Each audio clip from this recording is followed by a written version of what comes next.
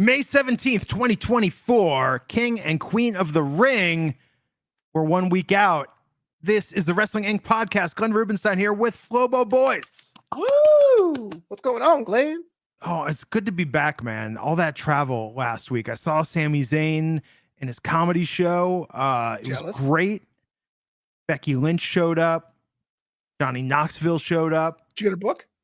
I got the audiobook. Oh, that doesn't count. That's not the same thing as getting the book, though. They were giving away signed copies. They had like a little promo game, so you think you can promo. And I was like, do you ever think about this? Because we do this podcast. Right. Like we cut fake promos and we do characters and we do funny stuff all the time. Yeah. But I was just like, am I going to get up there? I was like, no, I'm not getting up there. I'll be honest with you, Glenn. I'm not a Zen person. Like I'm not like into like, I don't know, spiritual alignment and stuff. So when someone tells me, hey, Flobo, it's actually good for your mental health through positive affirmations, I can't do that. But Flo Pizza will cut a promo in the mirror, daddy. You know what I mean? Let's do it. Well, Kathy Kelly gave people a prompt. And she was like, here's who you're going up against. Here's your character. Go. And I felt really bad. The first one was a woman who was the beefy brawler, was her character going up against like a vegan wrestler. That was like a layup. It's kind of funny, actually. Yeah. Someone that was the gentrifier cutting a promo against Rent Control Rick. Like, but the third dude looked kind of like Drake. So Kathy Kelly was like, so Drake, Kendrick Lamar's been spitting a lot of fire lately. What do you have to say in response? And this guy was like it was I'm a claims adjuster. I don't know what you mean. But it was cool though, man. And supposedly, so Sami Zayn, as a postscript to that, he went on Instagram. He said there's gonna be more shows, more Sami Zayn and friends, more stuff soon coming to a city near you. It was fun. I'm glad I was there. And who knows? What was the vibe compared to a Dolph Ziggler show or a Nick Nemeth show? I think that the comedy show. Well, okay, so Sami did like 20 minutes to open, and he ran his opening joke into the ground. Like he basically said that, he asked Mick Foley what to do. Mick was like, come up with one good joke. So Sami's like, well, paying to see me do stand-up comedy is like paying to see Michael Jordan play baseball in the 90s. And then he's like, so I did tell to Mick. I said, Mick, this is my joke. And Mick said, that's pretty good. And then I told it to my wife, and he repeats the joke again. And his wife goes, do not do that. And he talked about the argument he had with his wife. And he's like, but I'm here, so I'm going to do it anyway. So he said it like 5 times. That's what Chappelle did in his last one. Yeah. Chappelle did the same bit with the submarine or the submersible. Then he told a story after about wrestling in Portugal. And he had a good callback at the end of the show to his story about wrestling Ultra Psycho in Portugal in this match that went wrong. But what was amazing is that when Ron Funches came out, Ron said, you've never done stand-up and you opened with 20 minutes. Like that is both bold and cocky. Yeah. My first set was 3 minutes and 20 seconds and I was sweating. I was like, Sami did good, man. He did good. It went really well with the crowd, but the weird wrinkle in the whole thing, it was the fastest sellout in Netflix as a joke in the whole festival. Problem is about 20% was bought by flippers and scalpers. Oh no. So there were a lot of like empty seats that tried to get offloaded at the end just because I think people thought it was sold out, so they didn't know. A lot of people didn't get in that could have. Like it was a legit sellout, but it's unfortunate that like there were scalpers ruin everything. There's never gonna be a proper ticket solution, man. Either pay fees out the waz. I took my mom to see Usher last year, and it was 2 tickets plus fees and insurance because it's so much money you might as well. It was like $1,300, and I was in the rafters. And I was like, Mom, I hope you realize I'm your favorite son now. There's no more debate. We're taking you to see Usher. No, it's nice. But it was good, man. It was good to see the Johnny Knoxville thing. Now WWE's posting clips on social media, so maybe this is a slow build to a rematch between them. But hey, we got a lot to talk about tonight. Packed Smackdown, kind of some surprises, some stuff that did not go in fact, I think I got I think I actually got every semifinal match night in King and Queen of the Ring. I would have predicted it the other way. Okay, I'm about to say, I was like, I did not predict that they would throw in a DQ. Granted, a DQ, we'll get to the DQ later on, but I was kind of surprised with some of the results. It was unpredictable. Now, that being said, we're also going to talk about the Bloodline. We exchanged some tweets about the Bloodline and how that's all going these days. we going to talk about the contract signing, but before we hop into it all, what's going on in the news? There's a lot of news going on this week, which I was a little bit worried about, but wrestling never disappoints. First things first, kind of the more whimsical one. They got reference on SmackDown this week. There was a QR code that led to a mysterious Twitch video that was lasting an hour long. It looked like it was almost a therapist setup with it's inferred to be Bray Wyatt. Now, I don't know about you, Glenn, but I'm an old man. I'm not really sure I'm all about QR codes and long-term storytelling. I'm like, get to the point. But I will say this is actually a new way of sharing story because I never went to Twitch before for any kind of content. And this one here is going up the whole Uncle Howdy era, I guess, of this. This is the thing I was talking about this earlier.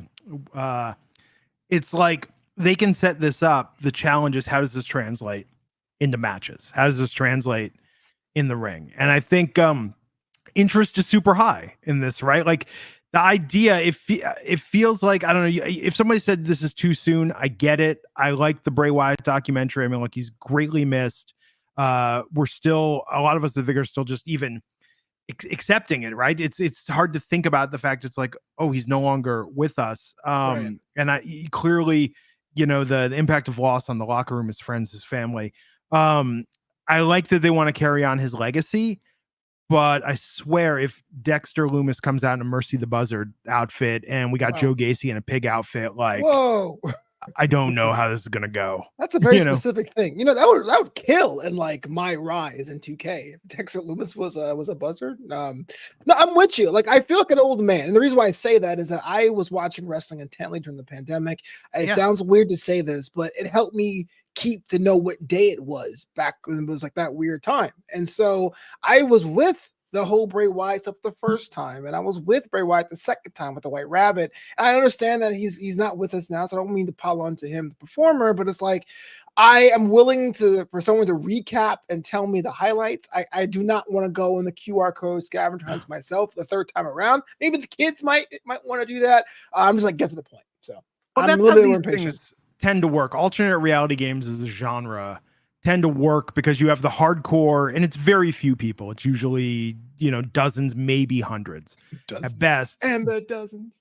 Yes, but people recap it. They figure out and experience the puzzle and get the solution, and then from there they share it. Like, for instance, the therapist's name. You know, this therapist's name is an anagram.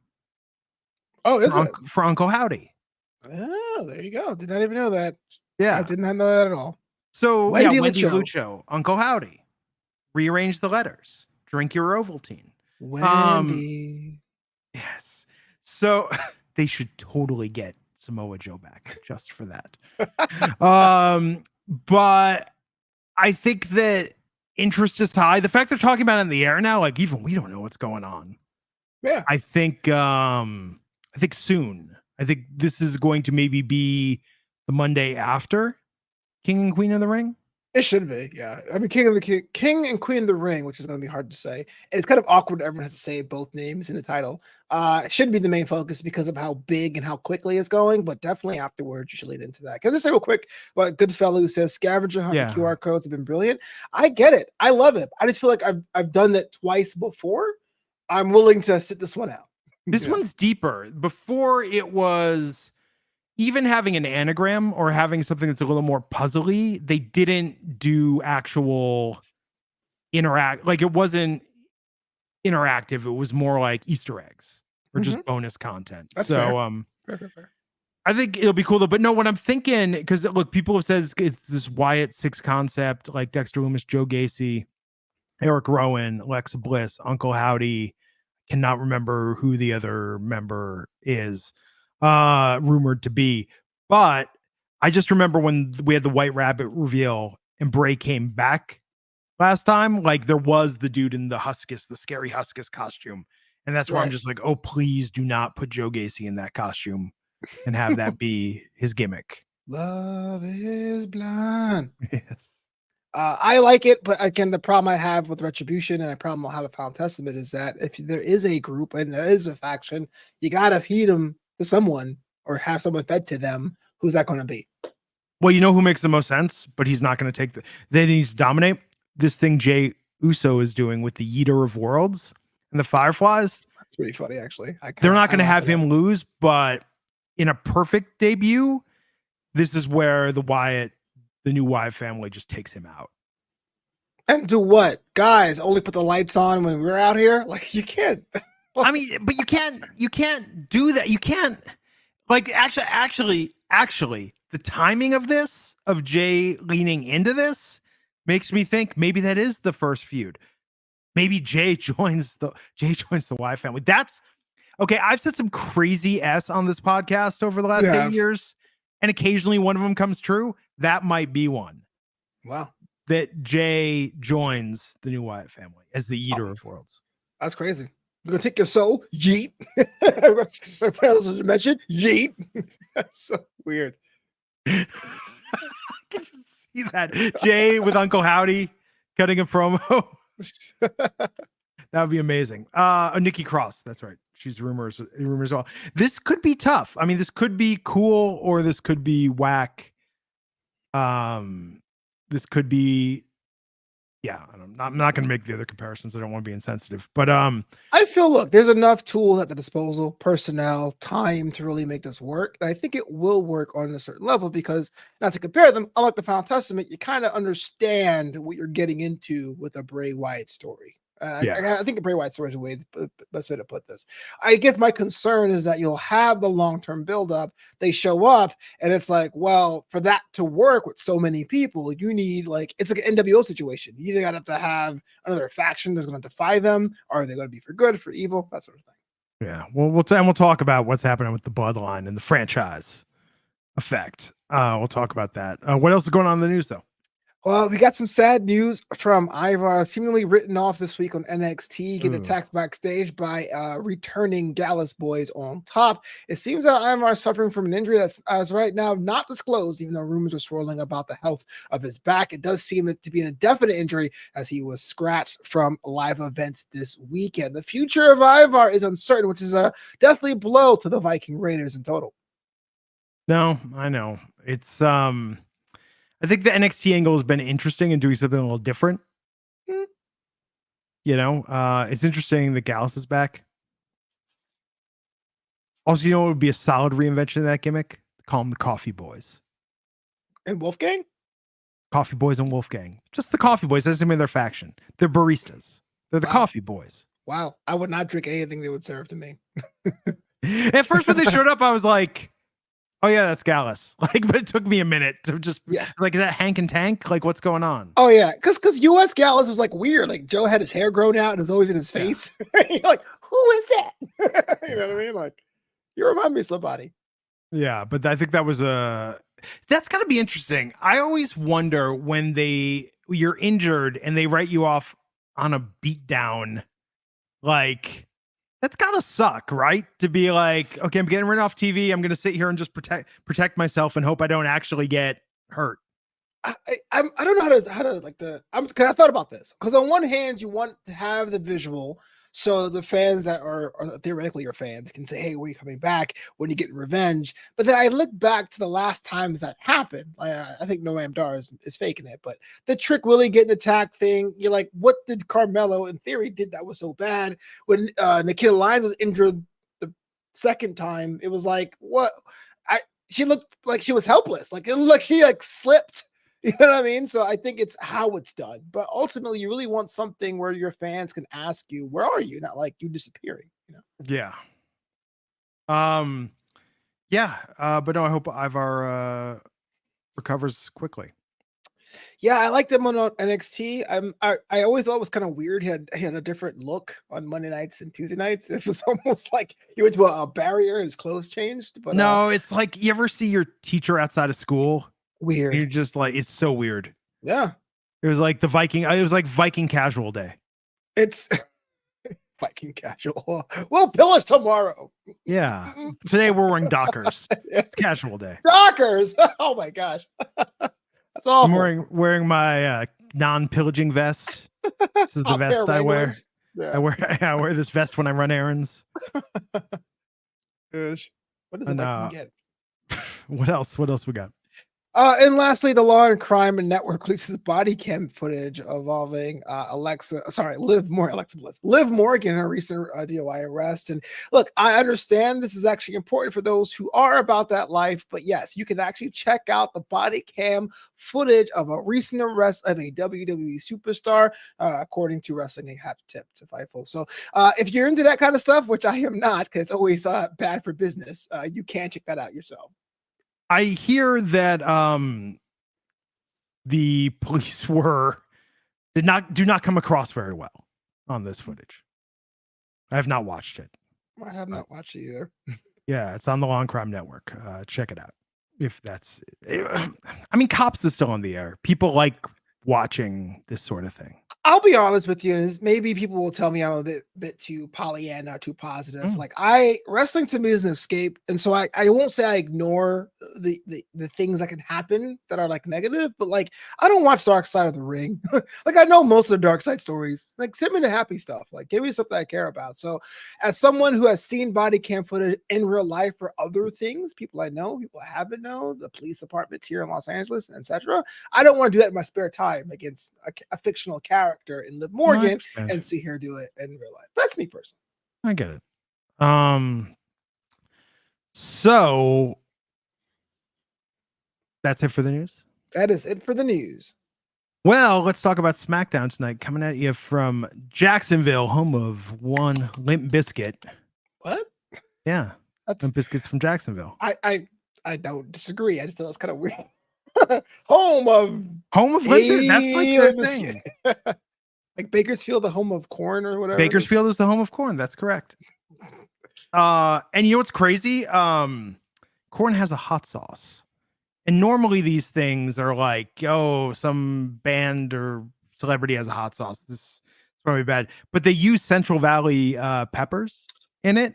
And I have to tell you, the corn hot sauce is remarkably good. What did you try it on? I've had it on wings. I've had it on tacos. It's like kind of a sweet sort of sort of an orange hot sauce. There's a little habanero, little tangy. It's very good. Very risky there. It's a collab with Heatness, who does hot ones. Okay. Well, it's very, very risky because if it's good, it's good. If it's terrible, you pass out. They're like, well, what happened? He had corn hot sauce. Who told him to have the corn hot sauce? Well, you know, what a way to go out. Dexter from The Offspring has Gringo Bandito. His line of hot sauces also pretty good. Oh, wow. That's a great go. I'm gonna check it out.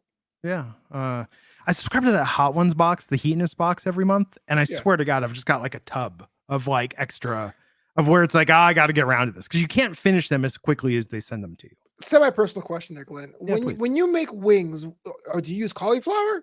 I do cauliflower or Gardein, or it just depends. Yeah. Gotcha. I didn't know. Yeah, it's just a mechanism for getting hot sauce. Yeah, it's a mechanism. It's a mechanism. No, because after your discussion this week about vegan burgers and stuff and stuff like that. Like to me, I love like rice and bean burgers, but the actual like the Beyond stuff, I can't. Impossible. I can't. I just can't do that. I've been getting better about trying to eat more actual vegetables. So I haven't had Gardein in a while. So my wife's going out of town this weekend. Shout out to people keeping track of that.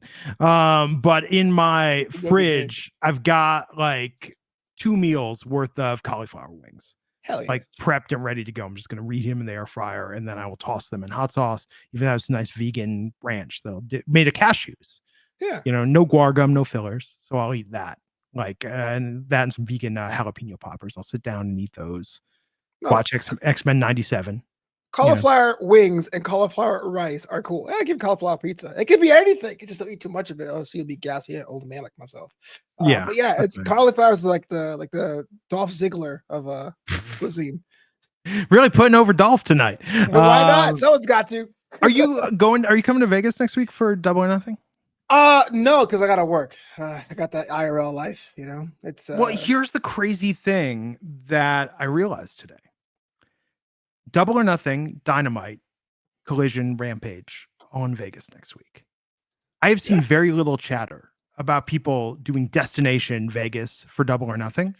I have already had a dozen people hit me up and say that they've booked their hotel room for WrestleMania next year in Las Vegas.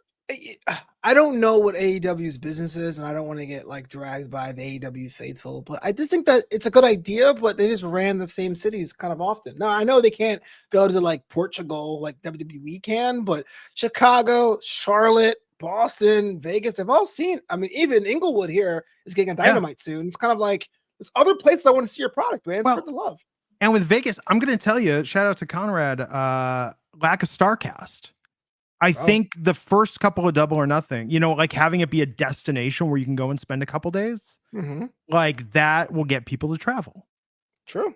And satellite shows, having other promotions do their stuff. Yeah, but I'm bummed. I literally have it blocked off on my calendar next week where it was like Wednesday through Sunday. People are going to be in town. Make yourself available. There's going to be meetups. People are going to be hanging out. And I haven't heard anything. Maybe I'm just not popular. I don't know, but it's weird. I think it's just very cool to not to show your outward support of AEW. I think people still watch the shows, they still support the characters, but like the saying, "Hey guys, I'm going to Double or Nothing," isn't what's popping with the kids. Yeah, I'm bummed. I like seeing wrestling friends, and I feel like, Where's my invite, Glenn? That's why I open this conversation saying, "Are you coming out here next week?" No, I'm just jealous, because you're living in a wrestling hotspot, so it's kind of like people come to you all the time.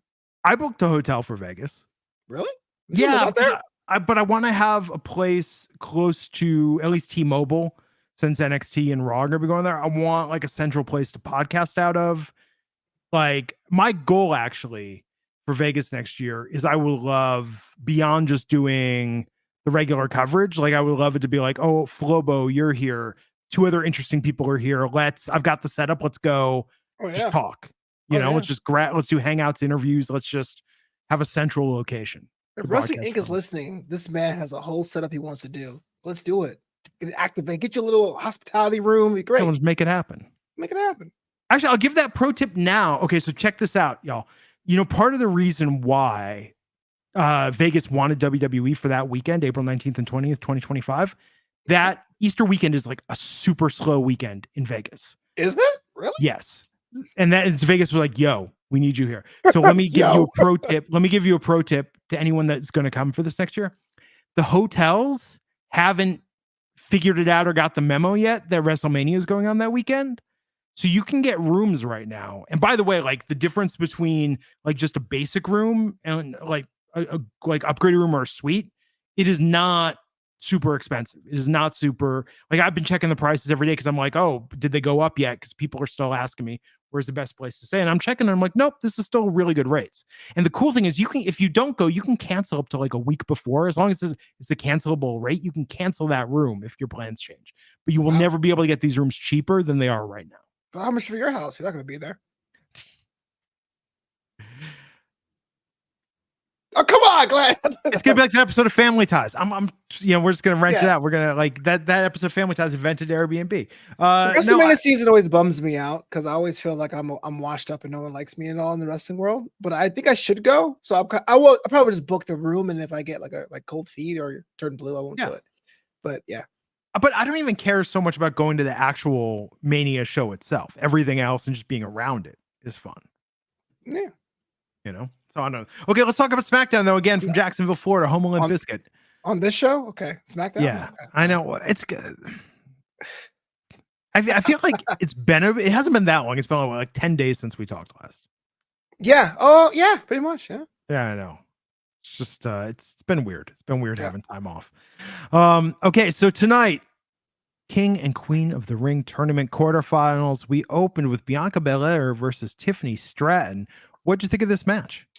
Well, first things first there. I know everyone had rumors swirling about Tiffy time and what she said and Bianca, what she was doing outside the ring. I'm so glad I started off the festivities today. I put all those rumors to bed. The match was fantastic. The crowd was hot.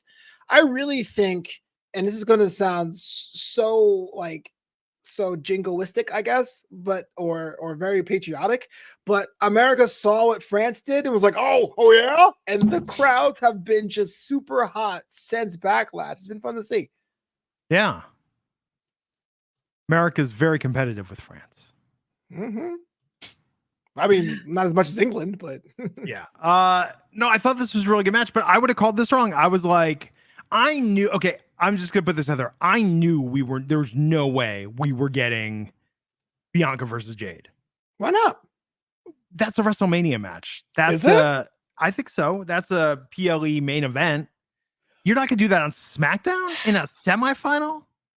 Okay, so you're right. I do think that Bianca versus Jade, if there's a clear winner, is a WrestleMania, but we saw DQs were a thing. So I really thought Bianca and Jade's going to be teased because they are friends, there are tag team champions, and the tag team division is next to nothing. But you can't be like, oh, it would never happen. That's why I was like, oh, we'll see it. Well, it wouldn't happen now, but I thought Tiffany Stratton was gonna win for that reason. Oh, okay.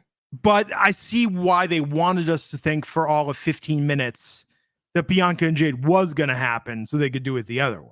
Because I thought Jade was going to, I was like, Jade can't lose. I saw Jade and Bianca having to stare down in their round, and then Nia Jax being so frustrated having that DQ or either Bianca or Jade and having the one advance. That's what I saw. So I saw them winning tonight, and then, but you're right, it wouldn't have been a clear-cut win either way. So yeah. But I love this opening match. I thought it was really good. Tiffany Stratton over Bianca, over crowd, into it. Like, this was really good. This was What's really your thoughts strong. about the production of it? I feel like there was different camera angles nowadays, and I feel like very Saturday night. They're trying some stuff. They're trying some stuff, you know. But we'll see, and we'll see how it is when they're overseas. Because when they're overseas, production also is true. I'm with that. Different nuance. I don't even know what the weather's like in Saudi Arabia. Yeah, in KSA this time of year.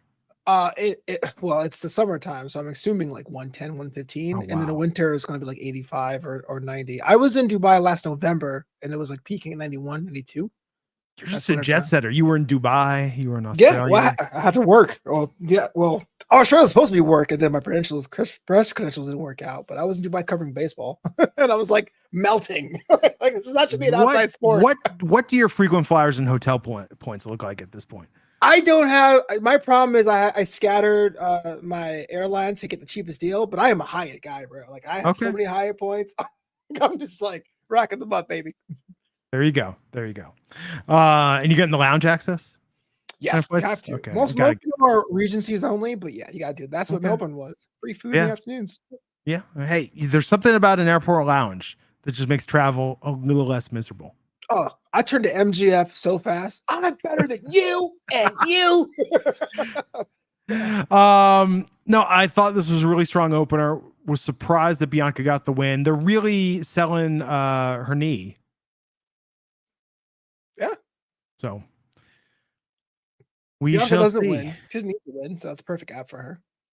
Okay, so how are you feeling about Tama Tonga making those noises backstage, hanging out with Sola and Tonga Loa? You know what? What the hell is he going to do? Like, he can't look any more intimidating. But okay, so a couple weeks ago in the debut, I was like, okay, this is like the Bloodline Wolfpack. This is the Bloodline, the next generation. And I tweeted, I'm like, now this feels like the Bloodline, the sequel, where not everyone, they couldn't get the whole cast back. Yeah. So they were like, hey, we're going to introduce you to some new people. Now, in the case of Too Fast, Too Furious, we ended up getting Roman and Tej. Yeah. So that was cool. But there's also been some sequels like that where it's like, oh, have you ever watched Into the Blue 2? Like, there's not a Scott Conn in the cast of the entire bunch. He made the movie. Scott Conn did make the movie. Into the Blue is dope. If you've never seen Into the Blue with Paul Walker and Scott Conn, it's like I've seen that one, not two. We liked Into the Blue 1 so much, we said we're gonna watch part 2. That's awful. That is a bad decision. Yeah, but this, like, the Bloodline right now, a little more Into the Blue 2 than Too Fast, Too Furious. So that was always my original problem with the Bloodline, is that we really don't know what the tribe does. And I think that the ship has sailed. Now you can't go back and see what the tribe does. So Roman's not there. He was the whole thing. Paul Heyman isn't cutting up playing promos, but now you got to tell me, imagine if I didn't know who Tama was or Tonga was, why they're important and why they're listening to Solo. That hasn't been established yet. So I'm going, guys, holding pattern, help me out here. Yes. Bring it on, a classic. Bring it on again. Not so much. I saw that one coming as well. Yeah. Critters 1, okay. Critters 2, better in many ways. What about House Party 2? What do you feel about that? It's a pajama jammy jam. Ain't gonna hurt nobody. When I was in high school when that came out, and I was on the student activities thing, and we're like, we are having a pajama jammy jam. Everyone wanted a pajama jam. We had a school dance that was a pajama jammy jam. Yeah, we're dating ourselves. Yeah, we lived the dream, Flobo. But no, I think the Bloodline, this thing with Solo being like, hey, I'm talking to Roman, you know, like, okay, when Roman comes back with Jimmy and Jay, and there's then Jacob Fatu in the mix, like, give me the Bloodline War. That's going to be dope. Problem is, if they wait too long, this is going to feel like that season of the Dukes and Hazzard when Bo and Luke were gone and we had Coy and Vance. Wow. And it just ain't going to be. Yeah. As a kid, I remember asking my father, I said, Papa, where did Bo and Luke go? And he said, son, let me tell you something about contract negotiations. Did you live on a farm? What the? No. Papa, he said, eat your rules, son. Sometimes, son, actors ask for more money. Dad was raising a barn. They bring in replacements that look vaguely like the guys. And I said, but Papa, why? And he said, we live in a capitalist society. Fair enough. I love that. Yeah. Beer Money, New Bloodline, Grease 2. Grease 2 is better than Grease 1. So I don't. It's a hot take, but I'm inclined to agree. Is motorcycles instead of cars. Now, if the Bloodline 2, Electric Boogaloo, also a superior sequel to the original. If the new Bloodline was like, yo, we're like the original Bloodline, but we ride motorcycles, I'd be like, hell yeah. Yeah. I kind of weird. I mean, Chuck Palumbo. It's like, what? Well, can we really be invested? And this is not even a knock against Solo Sikoa, but can we be invested in an intimidating Bloodline with no titles at all? Like, is this King of the Ring made for them, for us to give us a reason to care about this new group? No, it's a little, I'll always know what you did last summer. And it's just not quite up to par. I don't get, like, Solo's not even saying, I'm the head of the table, acknowledge me. Like, what's his mission? What's his goal? He wants to seize control. But, you know, remember like in Godfather 3 at the end where it was like, Andy Garcia is the Don now, and he's in charge of the Corleone family. Like Sonny's boy. What was his name? Why am I? Godfather 3 is like, I seen like 20 years ago. Okay, but the thing about the end of Godfather 3 is he's the new Godfather when the movie ends. We never actually got to see him being the Godfather because that would have paled in comparison to Don and Michael. Oh, I get it. It's like in Carlito's Way, the sequel was actually the prequel. You're like, I don't want to see him like be on the straight and narrow. He's in the So Solo it's like season 4 or 5 of The Wire. They're not the same characters, but it's like a prequel, and Michael becomes Omar, the new Omar at the end. Spoiler for anyone that hasn't watched season 4 or 5 of The Wire. Well, The Wire is one of the greatest shows of all time. Dookie becomes the new Bubbles, and it's like, oh, the circle of life. I get it now. That's what I'm asking you. Is this chapter of the Bloodline a misstep, or this is a season on the docks that looks like a misstep and then it becomes a good thing? Yeah, but who's Ziggy in the new Bloodline? Oh, Jacob Fatu. My work here is done. Shout out to Wrestling Inc. Every week. No, I'm just kidding. The season 2 of The Wire, when it starts, it's like, what is going on with the show? Mm-hmm. It does get good. Okay, so that's a good point. This could work. I mean, remember Sami Zayn, that started off as like a weird comedy thing and became some of the most powerful storytelling in WWE history. Not to me, but I get you. I was never a fan of the whole Uzi stuff. That sounds terrible. That Uzi stuff. Yeah. That actually, no, Sami Zayn was season 2 of the Wire. That was season 2 of the Wire for the Bloodline. Oh man. Yeah. So we are in season 4 of the Bloodline now. So it is, and it's like, who are these kids? Who are all these kids? Fair enough. That is the new Bloodline. There, we solved it. No, Beer Money. It's not Speed 2. I mean, where's Willem Dafoe with leeches? Anyhow. So Tama Tonga versus LA Knight. I would have thought LA Knight was going to win this. Yeah. Here's a guy that needs a win. Even though him and AJ are 1-1, it felt like AJ won that last feud. He really ripped Carmelo to shreds on the mic, which is pretty cool backstage.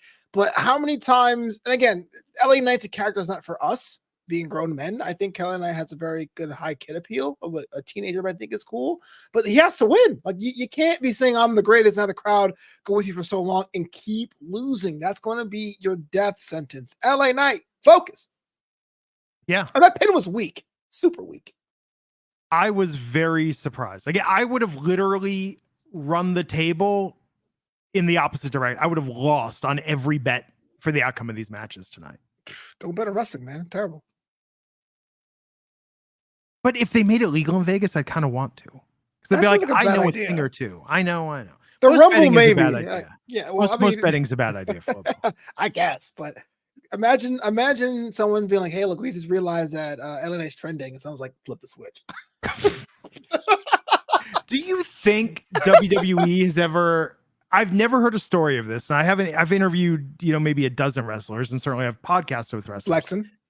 I have never heard a story of WWE saying like, oh, on social media, this person's getting a reaction or the crowd's going crazy. Like tell the ref, change the finish of the match. Well, Cyber Sunday needs to come back. I'm sorry. Yeah. I'm not sure if it's NXT or WWE, but that is a gimmick that would work double. It would. For that reason. Yeah. That would be amazing though. I mean, that sounds like something if you're watching a Black Mirror episode or a movie about dystopian future and they're like, oh, we're going to kill this person. And then they're like, oh no, actually it's kind of like Hunger Games. They're like, oh no, they're a hero. We have to make them win now. Because the people love them. That only works in dystopias, not in WWE, which used to be close to a dystopia, but maybe now isn't so much, ? We'll see. I don't know if you realize, but WWE's on fire. Okay. I'm sick of that commercial. All right. Okay. Sure, Paul. Have you been watching since WrestleMania? Because exactly. It's calmed down. The blaze has been contained. So let's but this was good. What do you think of Tama's actual wrestling?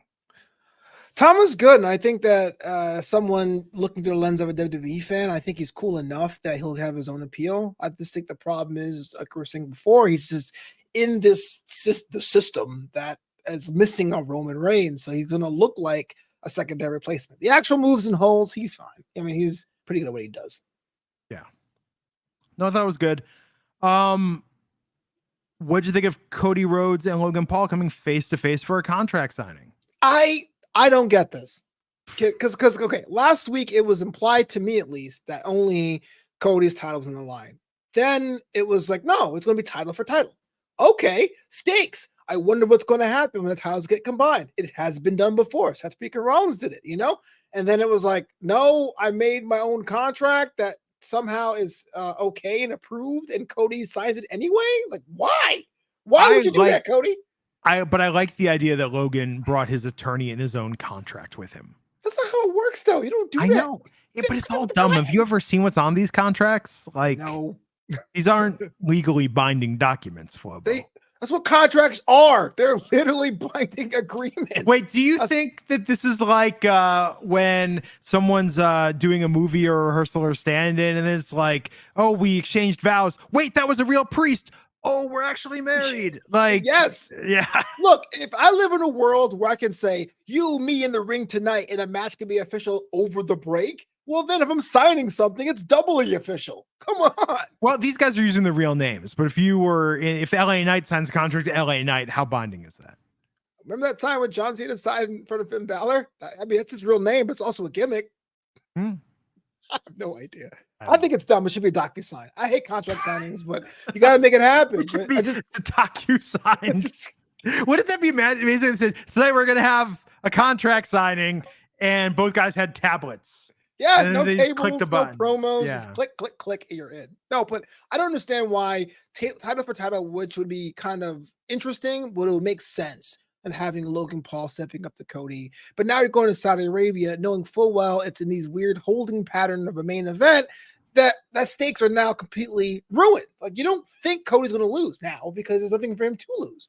Actually, dude, Logan Paul, who I know watches this podcast. Uh-oh, I love him. He's great. Drink Prime. No, kidding. Oh, I hate Prime. I really do. Logan Paul, the next time you need to do a contract signing, show in the ring, and I want you to be on the beach in Puerto Rico and saying, I sent you a DocuSign.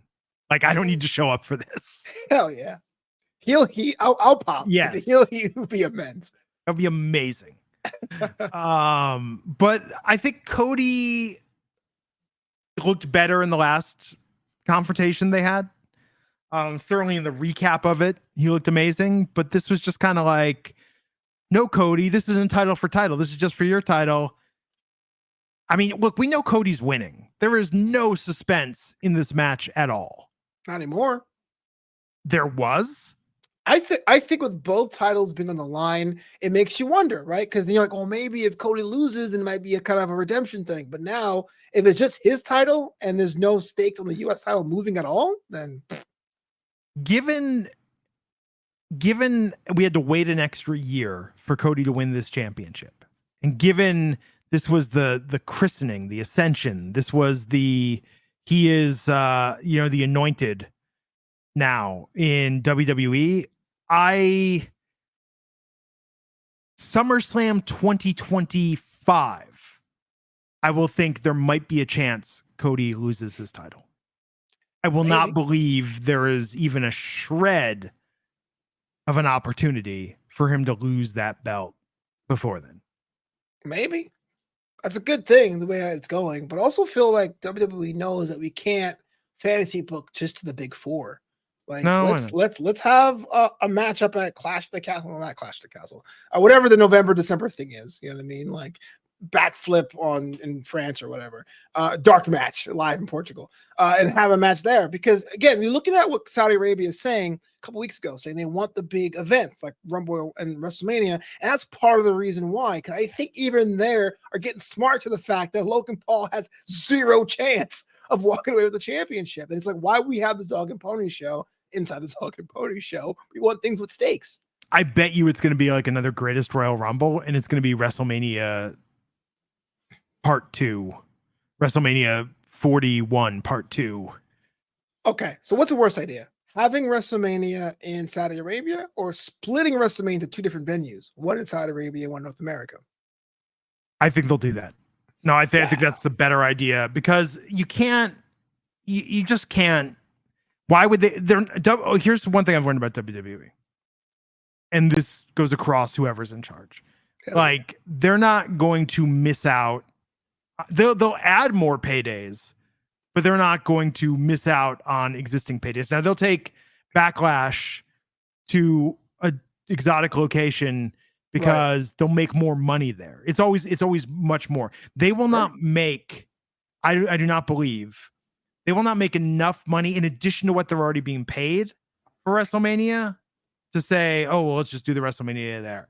There. Like Survivor Series, if I had to pick, Survivor Series is the one. Oof, Survivor Series in the Kingdom of Saudi Arabia is not a good look. Not a look. That's a bad branding decision. War Games in Saudi Arabia is not a good look at all. What are you doing? They'll rebrand it. They'll come up with something else. Better. Yeah.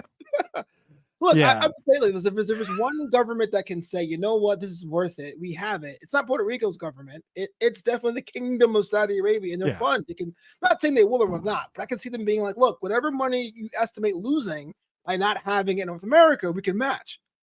Okay, so what do they do for U.S. fans in that time? See, that for U.S. fans, they're going to have to do something. Right. So the issue there will be a PR issue or a personnel issue more than anything else. But is that worth it? I mean, you can recover. Because when the Saudi Arabia deal was announced, people say we'll never support the brand again. And WWE found a way to make that work. I'm not saying it's going to happen next year, but I wouldn't count it out. Yeah, I don't know. I think War Games. Yeah, but I mean, that is of the big four. That is the smallest of the big four. It is. But I think SummerSlam really gets no respect, even though it's 120 degrees in the kingdom when that happens. But and the women have to wrestle in layers. Mm-hmm. That, I mean, like, on one hand, cool, impressive progress. We're going to have so many women's matches between SmackDown and the main show. But on the other hand, it's like, man, that's got to be tough. I mean, they're not wrestling in the regular gear. And I think that's tough for anyone. Absolutely. Yeah. So this contract signing, though, good enough segment. This will be a good enough match, but Logan Paul ain't winning. Even more so now that his title's not on the line. True. Yeah. That's like buying insurance. And the insurance company is like, hey, we're gonna make the policy active in the next 2 weeks. And you're like, can you make it active this weekend? Because I got a lot of kerosene and some I really got plans to burn down my house this weekend. So I really need that policy to go into effect ASAP. Come on. It's a little sus. It's a lot of sus. Yeah. So Jade Cargill versus Nia Jax. I thought this was Jade's to win. I did not see this DQ coming of Jade holding the chair. Loved Nia interacting with Jade's daughter. Your mommy sucks. I fought so hard. Oh, poor girl. That was great. Oh man. But yes, it was a great match. I never thought Jade Cargill would be a get so frustrated, grabs a weapon thing. But then I have to tell myself, hey, look, maybe you're just bringing in her AEW character into what Jade is now. So reset it. But it seemed a little bit weird, but it's a good way to get out of this one. Yeah. I'm going to say this. I think Nia is on another level now in this run that she's having. Acknowledge her. Yeah, she's doing really good work. Mm-hmm. And I think that she's got a certain gravitas now that she didn't have before, where she comes across more experienced. I think she's wrestling with a different level of aggression. She's more confident. Like, I think she's just doing really good work. She's also more flexible too, so she can sell better. But look, I like my heels hated. I like my Baron Corbins. I like my Nia Jaxes. I wanna really hate somebody. I don't want to be like, oh man, he's such a good heel. So Nia fits that bill. It's great. Yeah, I agree. Then we had DIY versus Legado del Fantasma. You didn't call it Lobos Locos? That's great. Sorry. Well, DIY needs help. And they can't do it themselves. Ironically. Is it going to be Candace? I don't know. Jacksonville was hot all night. And they were hot when the match ended. But when they came out, it was like crickets. Yeah. I mean, I understand SmackDown's a new place for them. We all love Johnny Gargano. We all love Tommaso. Well, most of us love Tommaso Ciampa. But Ciampa. I'm not a big fan of him. But the idea is you got to make sure that works, because that team is a great team and they need a chance to shine in the new regime. Do you know his real story and like his battles with depression? I mean, it's very moving.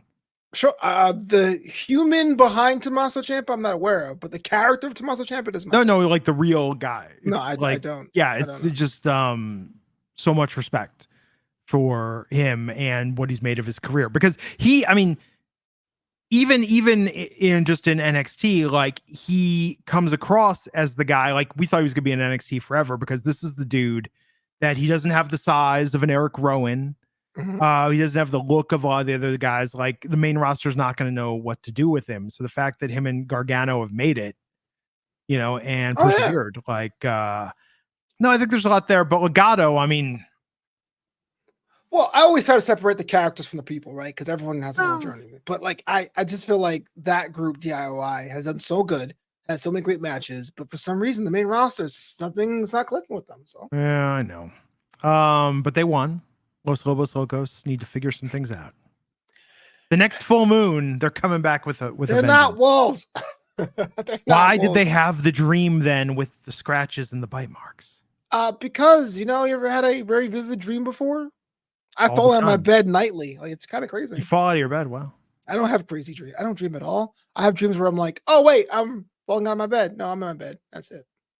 Never like wolves have attacked me in my chest. Never. Because, and if you did, you would wake up, you'd be a werewolf. That's not how werewolves work. Wait, have you seen an American Werewolf in London? I have. Not the lesser sequel, in American Werewolf in Paris, which is kind of like the bloodline of American Werewolf movies. Wow. In American Werewolf in London, he thinks the next day, he's like, I had the craziest dream last night. Right. Yeah. That's what Angel Garza had with their granddad. Yes. But but in American Werewolf, he was turned into a werewolf. They're not Lobos. They're not Lobos. I wonder what Santos Escobar is doing, because they haven't really won much of anything. A little bit of LWO, but it was nice to have them wrestling another team. Agreed. A-Town Down Under was on commentary. A-Town Down. We'll see. I have to admit, compared to every other match tonight, this was a little bit of a dip. And you know why? Why? Santos Escobar and company didn't get a proper entrance. DIY is ice cold, and the meet in the middle was not only light, it was super delayed before the ref got in position. So you didn't think they were going to be the last pin, and it was. So you're like, oh, okay. I guess he got really beat up. Well, we had then the announcers explain the QR code, which was kind of weird, and show like the video, like it's a little fourth wall breaking. The video was an hour long. I will definitely put that over. That's a lot of effort. I know. Well, it wasn't like an hour long of nonstop action. There was that static shot for fair. Like, oh, they turned the camera on and just left it there. Got to put it over, brother. Yeah. It works for me, brother. So but let's talk about this main event. Randy Orton, the Viper versus Carmelo Hayes. I thought Carmelo was going to win this. Wow. Really? Yeah, because you can't call him up and have him be this hot NXT star who's on the rise. I mean, normally, like, there's two different ways you get called up from NXT. You get like the pretty deadly call up where you win like your first match and then it doesn't go so well after that. Or they build you, right? It's like we're trying to establish you as a upper card guy on the main roster. I thought Carmelo was going to be on that tip. And I thought what better way to establish his bona fides than having him defeat Randy Orton. I like Carmelo. Look, the positive thing is he's main event in SmackDowns already. Sure. Which is pretty cool. But the thing is about the King of the Ring or King and Queen of the Ring, which I'm never going to say correctly, is that it's come out of nowhere. It's basically a tournament they throw out whenever they need something. And so it needs stakes. And so there's a stake having Randy Orton against the Bloodline because the Bloodline needs something to do. They need something to win. So to me, the storyline makes more sense.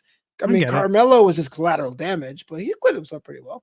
Yeah, but the title King of the Ring is about as meaningful as World's Greatest Grandpa. Like, doesn't actually. Wow.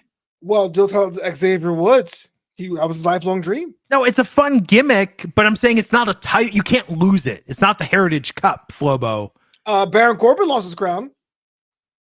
Why do I not remember that? To King Nakamura. King Nakamura stole it. He was like, what? My crown. And then he became Bum-Ass Corbin after that. Man, that was a good arc. That might be my favorite WWE arc in the last. Like that and Sami Zayn in the Bloodline. Oh, really? You had so many better ones than that. Ding Dong, hello. You got the. Was that an arc? I think so. Ted DiBiase with Cameron Grimes was pretty. Bailey won the tag team championship, becoming a Karen and getting injured right when stuff was about to be opened up again. It was like the unfinished arc. Those are the best ones. It's funny because when we talk about it in broad strokes, it's like, man, there's a lot of good stuff. And then for every one of those, there's like 5 Bobby Lashley sisters. Oh, yeah. I think the pandemic era had so many good ideas, but the actual matches and episodes were just silence. And so you heard Apollo Crews every week fall on his back. Seth Rollins being a cult leader every week. Oh, wow. Is it? But I like this match, though. And Randy Orton, when he's engaged and he's you could tell when he's feeling it versus when he's just going through the motions. And since he's been back, he's been feeling it. And I think it's been a fun run that he's on. Also benefited from France. I feel like when he said, look, the French audience sings my song, we were like, damn, I guess we got to do it too. And that helps. I mean, when you perform, I know my comedy career isn't as big as most people. It's not as big as Avocado was, to be honest with you. But there is something about getting a feedback from an audience that makes you feel like you can do anything. And so Orton's feeling it and he's showing it in the ring. Is that who you compare yourself to comedy wise? Everyone else does. When I got this job, they were like, is it Alfred 2.0? He surely is an Alfred. Waka, waka, waka. When you're the new guy, it sucks. But then you get a couple matches under your belt. I don't know. It's interesting, but I get what you mean. Like with local bands, with other people, like we see who our contemporaries are. And then, well, as Morrissey said, we hate it when our friends become successful. Yeah, it's kind of Morrissey is kind of a loaded reference. Yeah, Morrissey. Oh man. He said a thing or two that was like, oh, that's kind of poignant, you know, like we're like, oh, that's kind of clever, you know. Yeah. Jim Cornette of music right there. Yeah, Morris uses Jim Cornette of music. That's good. Kind of makes sense, but okay, when you do stand up in front of a wrestling crowd, that's gonna kill. That's gonna kill you. Morrissey is a Jim. What do you think about Morrissey's kind of the Jim Cornette of wrestling, you know, where most of the time you're like, oh my God, but occasionally you're like, that's on point. You know, I love his music. I love the fact they're singing his stuff now. I think everyone knows this is the last run of Randy, or the close to end of the run for Randy. And now we get people singing a song again, and he's feeling it. The matches are kind of a different clip. And if you have Randy Orton healthy, you can put him at 805, you can put him at 945. You can really go up and down the card to see fit. Yeah. No, I think this was very well done. I thought it was good. I thought this was a really good match, but man, that was the most moist promo I've ever seen at the end when he got on the mic. But you know, some wrestlers get on the mic and spit hot fire. Like Randy was just like droplets just everywhere. Yeah, what pandemic? Yeah. It's been mad. I like it though. Like, did he just drink water or something before he did that? I think it's the opposite. I think we have dry mouth. It breaks off. It's gross. It breaks off, so it becomes like a. Yeah. Man. 14-time champ. Yes. Good promo though. Him versus the Bloodline. I get it. You're right. But this isn't him versus the Bloodline. This is him versus the current Bloodline. Sure, but you know, it matters. It's like when your favorite team plays against their rival. It's not the same people. It's still the team. I don't know. What's your team? The Aces? No, the Golden Knights. I like the Aces. What's your team? Like the Vegas Thrill professional women's volleyball, the last place team in the PVF. Oh wow, the last place team. Okay, that's example. I think there was a three-way tie for example. Last. Three-way tie for last. Okay, well, I'm a Mets fan. PVF championship tomorrow on CBS Sports. Oh, where's the venue? It's in Omaha, and I think it's the Omaha team versus Grand Rapids, who had an amazing comeback in the semifinals. They were number 4, and they beat the number 1 ranked team. Is this pro level? Or pro Volleyball Federation. Wow. Inaugural season. Good. Game for $1 million. $1 million game. The players get to split $1 million, whoever wins tomorrow. You have tickets, season tickets at all? No, well, we just put down a deposit for the Thrill next year for 2025. I'll look this up after the show. Yeah, pro volleyball. I think LA's getting a team. I have a tab for cameos, so I'm gonna buy a cameo, and then after that, I'm gonna look up the Las Vegas Thrill. Yeah, Vegas Thrill, man. That's where it's at. Thrillville, like shirts say "Welcome to Thrillville." It's pretty dope. I cannot wear that in public, but I respect anyhow, I got a lapel pin, so no one knows what I'm talking about. Yes, but no, I think Randy. If it had been Randy versus Roman or Randy versus Jimmy. Even Randy versus Solo, Randy versus Tama. Yes, you're right if you're comparing Bloodline to Bloodline. But if you are comparing it to here is a brand new force for evil versus like the DDP, the People's Champ, the guy who represents the values of the old guard, then that's still kind of fun. This is like your. Oh, I'm in a freestyle battle against D12. Oh, you going against them? Well, no. Yeah. You going against Proof? Well, no. You can't go against Proof. You going against Bizarre? Well, no. Are you going to slander D12? I think it's like a Kaniva? Is that a Swift? Who are you going to slander? I'm trying to remember. I'm amazed that I got 3, to be honest. Yeah, it's Swift, Kaniva, Proof, Bugs. Bugs is before they got big though. He passed away as well. Oh, you're right. Okay, but Swift, Kaniva, Proof, and Bizarre was in Purple Pills. Yeah. Okay, but you understand my point. I was waiting to see who you're going to slander. If you're going to be like, you know what? I'm not. Okay, remember at the end of Hit 'Em Up, what was that? Tupac with the Outlaws? Yeah. Yeah. He said us? Outlaws. Yeah. I'm saying you're battling a member of the posse. You're not going after the name. Absolutely. But here are people coming after Randy Orton. This is the old guard. This is the guy, the symbol. He's a torchbearer. Yeah. Well, Randy, sure. No, Randy is name status. Randy is marquee. Right. Tama hasn't proved himself yet. This is why they fed Logan to Randy or even Austin Theory. It's like the fact he's the old man who still can kick ass. He's the Finley now of the roster, and and people say, okay, great. So yes, it's not as cool as a Bloodline, but it's still upstart versus Randy Orton. This is like if Teddy Riley guy era was like, yo, I'm throwing down against someone from New Edition. They're like, Bobby Brown. It's like, well, no. Yeah. They're like Ralph Tresvant. Well, no. Johnny Gill. Hell no. No. I'm going up against Rick DeVoe. Damn. People would be like, what, was Ronnie Bell busy? Yeah. You couldn't get Biv? Biv would be interesting at least. That'd be funny if Rob was like actually watching this, like, what the hell? Like, I'm just watching Smackdown. These guys. Tonga, the Ricky Bell, or no, the Ron DeVoe of the Bloodline. That is Tongalo is the Ricky Bell. Clearly, Roman's the Bobby Brown. I mean, let's just be real about this. Yeah. So I think this will be good, but man, it's like this. If they would have run this, if this would have been the match instead of the what was it, a triple threat with Roman, whatever they did before Mania, like settling the business between RKO and the Bloodline, that would have, with Roman, that would have been huge. Yeah, I think they waited too long.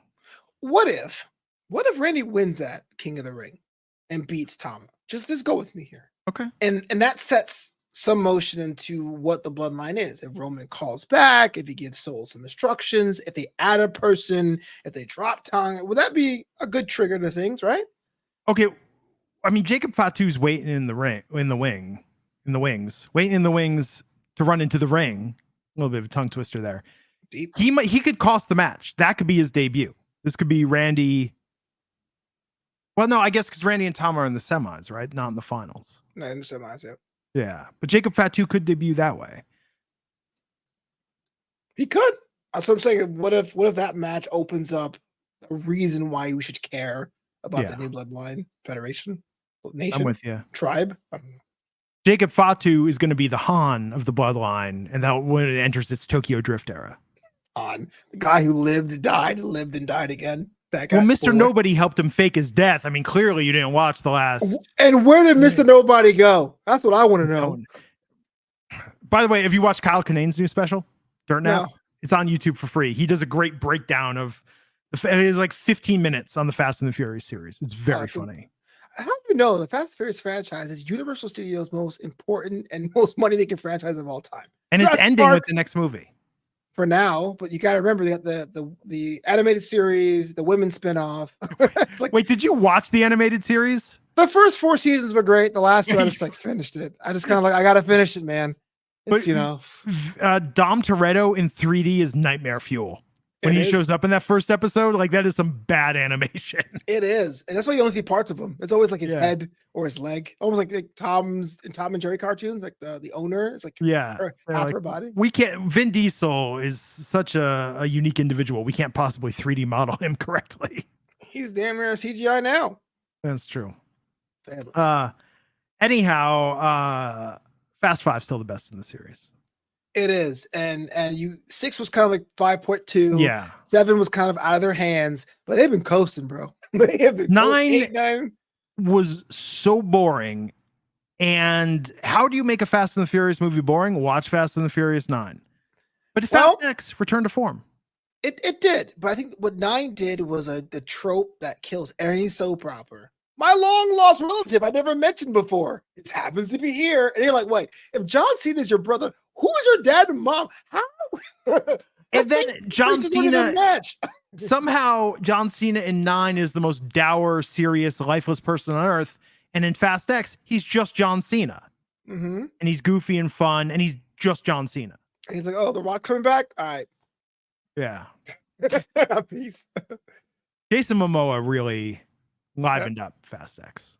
Yep. Looking forward to closing out the series. But anyhow. Why is it not called Fasten? Like fasten your seatbelt? It's fast. Oh wait, I didn't tell you. Did I tell you this? I thought I was going to be able to retire on this. I had the idea around Fast 6, I registered FUR10US.com. Oh, wow. Wow. And then FUR10.US. And I was like, they're going to call the 10th one Furious, but have it with the 1 and the 0 instead of the I and the O.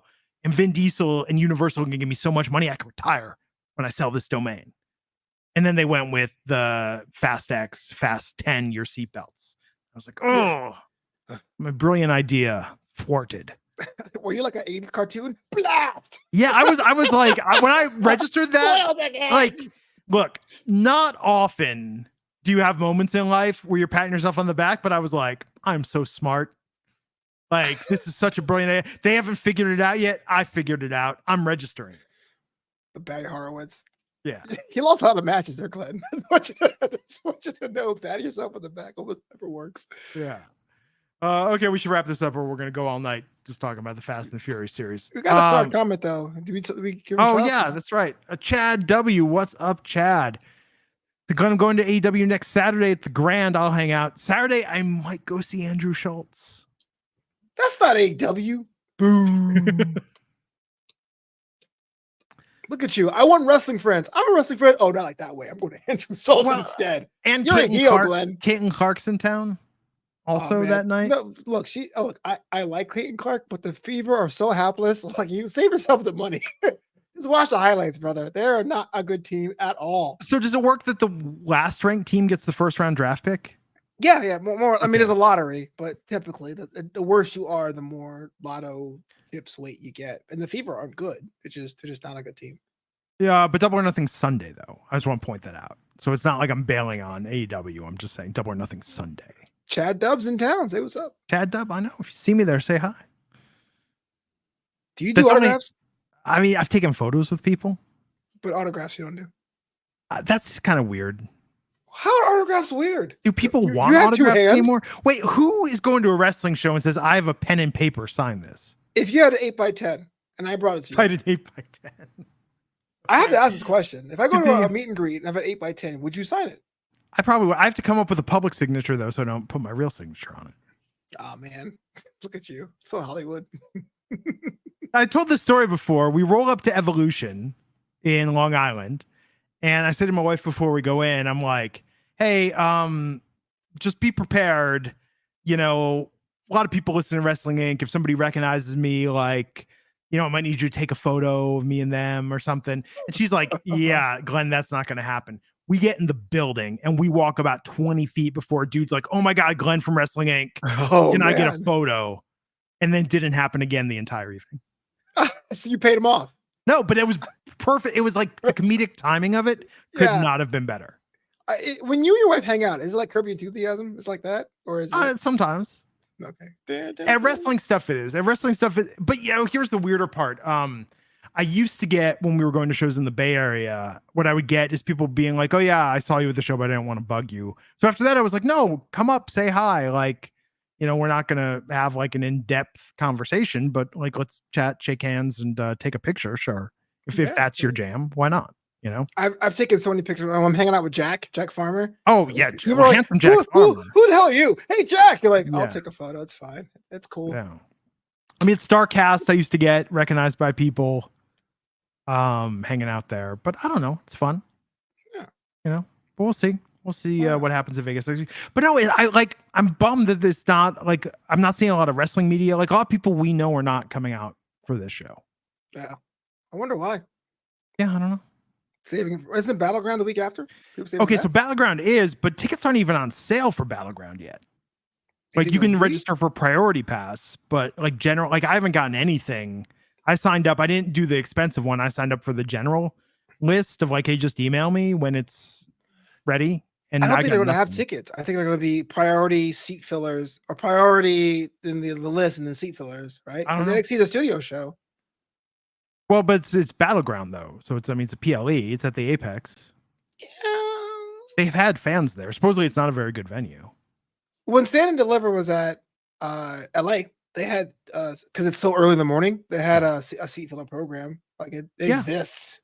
Oh, I know. I'm on the Vegas locals stuff. I'll keep an eye out for that. Sure. I just want to go. I think it'll be fun. I think it'll be fun. I haven't been to an NXT show since I can't remember the last NXT show I went to. I went to No Mercy in the corn capital of the world. Yeah, that's right. I almost drove out for that. I was really close to driving out for that. That drive was boring, but it was cool when I got there. Yeah, but from here it's like 4.5 hours, and it's not fun. It's 2 hours from home there. Yeah, so I don't know. But we'll see. But hey, everybody, thanks for tuning in. Follow Flobo Boyce. I'm at Glenn Rubenstein. Tweet at us and tell us what direct-to-video sequel you think the current Bloodline is. And we'll catch you back here next time on the Wrestling Inc. podcast. Take care, everybody. Have a great week.